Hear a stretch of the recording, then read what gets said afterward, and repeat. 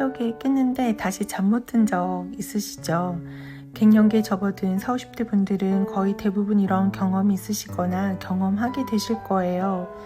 이런 불면증이 상당히 고통스러운데 시간이 지나다 보면 괜찮아지는 분들도 계시기도 하겠지만 그 중에는 증상이 심해져서 괴로우신 분들도 있으실 겁니다. 이번 시간에는 이런 갱년기 불면증 현상이 생겼을 때 실천할 수 있는 방법을 알아보고 이런 증상이 생긴 건 우리의 잘못이나 이상함이 아니다라는 말씀을 드리고 싶었습니다. 새벽에 자다가 갑자기 눈이 떠집니다.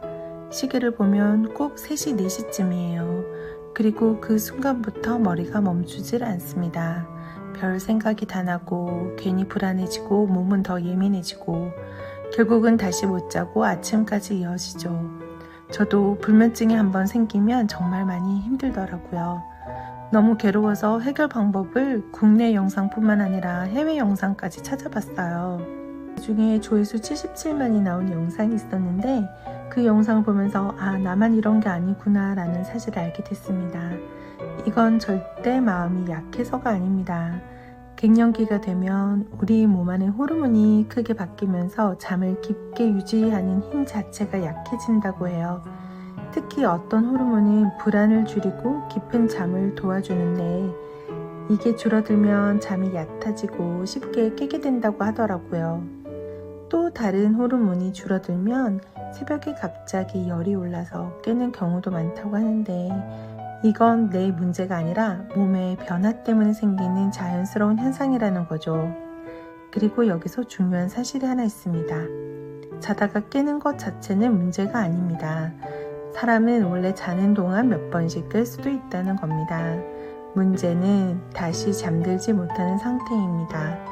그런데 많은 분들이 오히려 이걸 더 악화시키는 행동을 하셔요.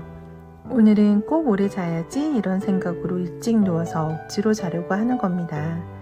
하지만 오히려 이렇게 하면 잠이 더 얕아지고 더 자주 깨게 됩니다. 그래서 방법은 생각보다 단순합니다.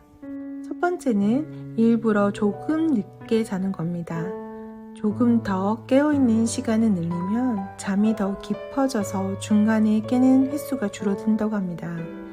두 번째는 잠을 깨우는 자극을 줄이는 겁니다. 특히 스마트폰이나 밝은 조명 이런 것들이 우리 뇌를 계속 깨워 놓습니다.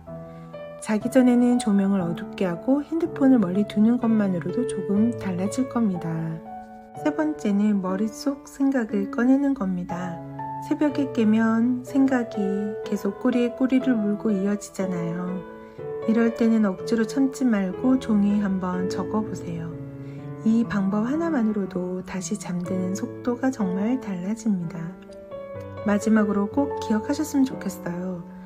갱년기 불면은 단순히 잠 문제가 아니라 몸 전체의 균형이 흔들리면서 생기는 현상이라는 겁니다.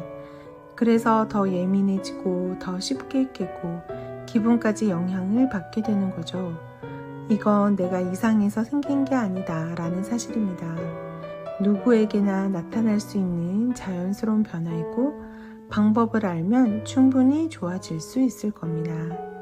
오늘 말씀드린 것 중에서 딱 하나만이라도 실천해 보셔도 괜찮습니다. 그 작은 변화 하나가 반복되다 보면 큰 변화가 생기게 되고 불면증도 나아질 수 있을 거라 생각됩니다.